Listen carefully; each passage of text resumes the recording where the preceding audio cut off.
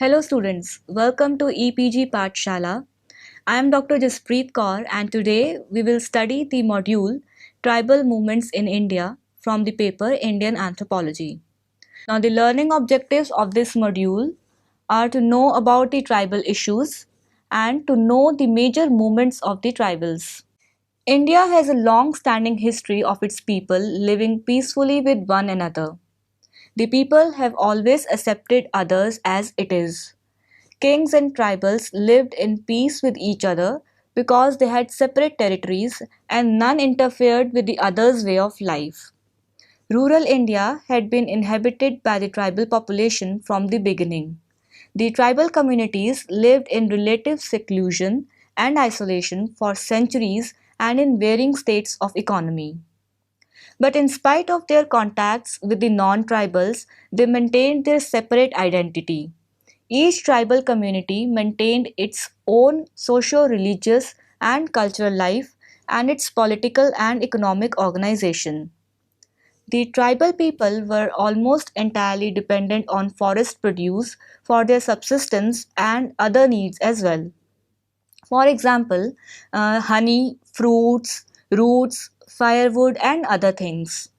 The forest was viewed by kings as their territory and the distance was maintained. Even at the places they came in contact with the village people, the interaction was mostly for the purpose of trade only. But with the advent of British Raj, the situations changed. The British wanted to control all the land and did not consider the fact that tribals have always been autonomous groups. They were included under the government rule, and new rules were implemented, and the boundary between the tribals and the state was broken. And this led to many clashes between the government and the tribal people. The tribals have always struggled to maintain their own autonomy and their claim to the land and still continue to do so. These struggles can be named as tribal movements. Now, different scholars have evolved different typologies of tribal movements. Mahapatra applies the typologies widely used for social movements to tribal movements. These were reactionary, conservative, revisionary, or revolutionary. The reactionary movement tries to launch a movement to bring back the good old days, whereas the conservative movement tries to maintain the status quo.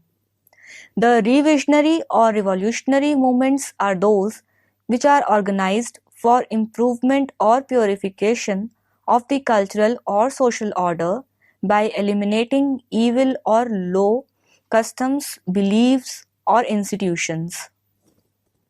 Surajit Sinha classifies the movements into ethnic rebellion, reform movements, political autonomy movements within the Indian Union, sectionist movements, and agrarian unrest.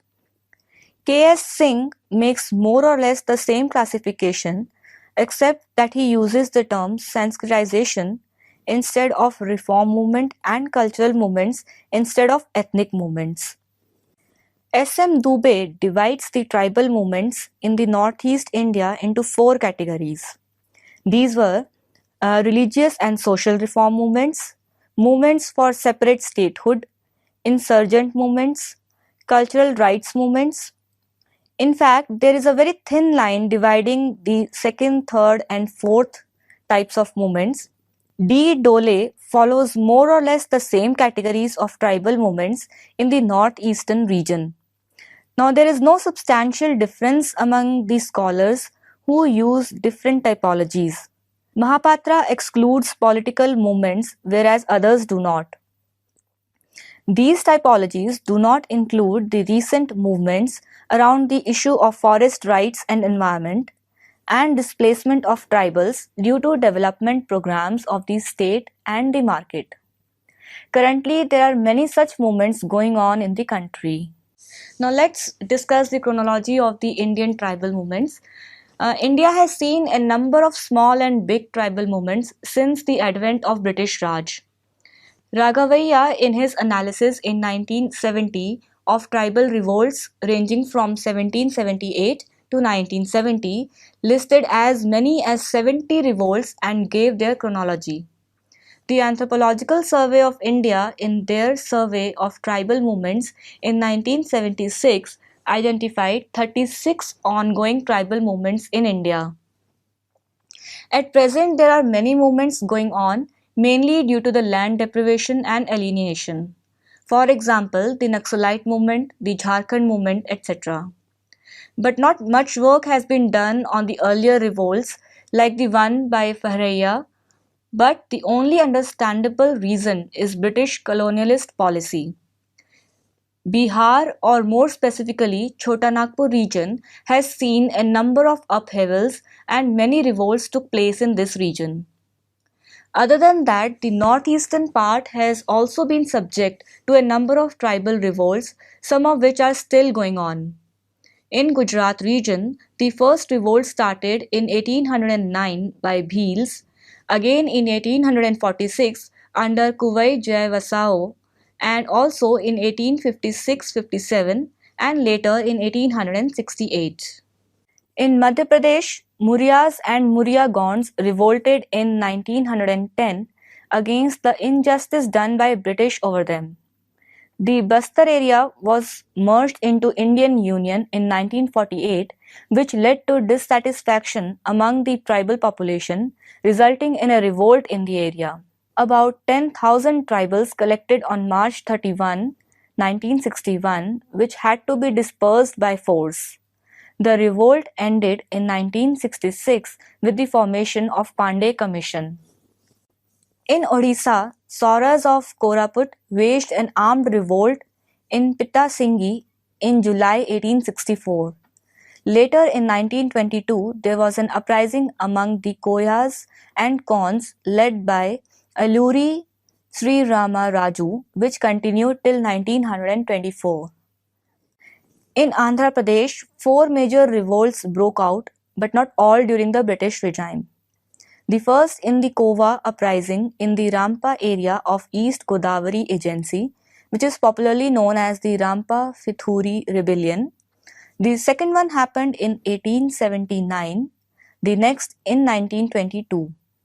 The last occurred after independence during 1967 to 68, which is a part of Naxalite revolt. Northeastern part of the country has seen the largest number of revolts during and after British regime by various different tribals, namely Khasis, Singpos, Jaintias, Lusias, Daflas, Khampits and the Nagas. On April 4, 1829, 500 tribals led by Tirath Singh attacked the British camps in Nangkhlau and freed the tribals bound there for construction work. This was later suppressed by the government. Khamtis started a revolt against the British during 1839. The leader was captured and sent to exile along with his followers. Singpos also rebelled at around the same time. Khamtis again revolted in 1860 and 1862, both of which were subjugated by the British administration. By the end of the 19th century, most of the part of Assam came under British regime. Now let's talk about some of the most important revolts. The first one, let's talk about the pre-independence revolts. K.S. Singh, analyzing tribal movements before independence, have divided them into 3 phases. The first phase between 1795 and 1860, the second phase between 1861 and 1920, and the third phase between 1921 and 1947. The first phase coincided with the establishment of the British Empire, the second with the intensive colonialism during which merchant capital penetrated into tribal economy, and the third with the participation in the nationalist movement and also launching of agrarian as well as some separatist movements. The movements followed a similar pattern. The British entered the area and brought with them a whole class of people like moneylenders and zamindars with them. These outsiders were called Dikus by the tribals, thus beginning a whole cycle of exploitation and oppression. which resulted in various dissatisfaction and revolts. The movements were small-scaled, disorganized, and weaker as compared to British. Most of them were ruthlessly oppressed. These uprisings were localized and isolated and lacked any modern feeling of nationalism. But later, with the expanse of nationalist movements, tribals also started participating in them. A few of the movements which are worth mentioning here are the Santhal insurrection, which started in 1855 and ended in 1857. Let's talk about it. The Santhal rebellion was the most serious challenge faced by the British East India Company. The Santhals were a peace-loving community of Bihar region. The Permanent Settlement Act of 1875 brought their land under the jurisdiction of the British. Many government officials were appointed to divide and distribute the land. The Santhals fled the area and shifted to Rajmahal Hills. But the acquisition soon reached up to the hills as well. The officials set up their base there and used Santhal labor for the railway project started in the area. With the British came the zamindars, traders and moneylenders. Santhal's trade worked on barter system, but with the new economy they felt the need of money. The moneylenders gave out loans with a very high rate of interest, and the Santhals were thus forced to give away their possessions in return of the money. Sometimes it also happened that women were taken away forcefully by the British officials or zamindars, which led to great dissatisfaction among them. Two brothers, Sindhu and Kanhu, rose against these dreadful activities, and on June 30th, 1855, 10,000 Santhals assembled at the Bhagadhihi fields and pledged to establish a free Santhal state. Common people like blacksmiths, potters, carpenters, and weavers supported them. Other leaders were brothers Chand and Bhairav, Bir Singh, and Pramanik. The number of rebels rose up to 50,000. They targeted the railway stations, post offices, police stations, European bungalows, and zamindars' houses. And they bravely fought with only bows and arrows with the armed British soldiers and nearly brought British rule down from Bhagalpur to Munger. Trouble spread to Birbhum and Murshidabad as well. Postal and rail services were thoroughly disrupted. Several British armies were dispatched to quell the rebellion, and at last, in February 1856, the uprising was suppressed and 23,000 rebels were slaughtered. Sindhu, Kanhu, and other leaders were hanged. Prisoners got jail in terms of 7 to 14 years, and 36 Santhal villages were destroyed. Thus, the Santhal revolt was essentially a peasant revolt. People from all professions and communities, such as potters, blacksmiths, weavers, leather workers, and domes, joined in. It is distinctly anti-British in nature. And due to the Santhal rebellion, the Santhal area began to be considered as Santhal Pargana. Due to the insurrection, the British recognized the tribal status of Santhals, and now they come under the uniform administration. The Munda Revolt. The movement of Birsa Munda is the most popular movement of the Munda tribes of Singhbhum and Ranchi districts of the Chotanagpur region of Bihar. Before the introduction of the British policies in the areas inhabited by Oraon and Munda, their traditional land and social system had existed. Their land system was known as Khuntkari system. The land was distributed through customary rights and there were no landlords. The tribals worked on their land and paid tributes to their chiefs. By 1874, the British replaced the traditional Khuntkari system by the Zamindari system. The introduction of Zamindari system created the classes of Zamindars and Ryots. The tribal now had to pay rent to the landlords, and any failure to do so resulted in their eviction from the land. The landlords exploited the tribals in many ways. Even the social system of the tribals did not remain unaffected by the British policies. Their clan councils, which provided them justice without any fees, were replaced by the modern courts. Apart from the exploitation and oppression of the Mundas caused by the outsiders and disruption caused to their traditional social and political systems, natural calamities also worsened their conditions. Two famines in 1896 to 97 and 1890 to 1900 made them suffer from starvation. The Mundas held the Dikus and the missionaries responsible for their miseries. The movement was led by Birsa Munda.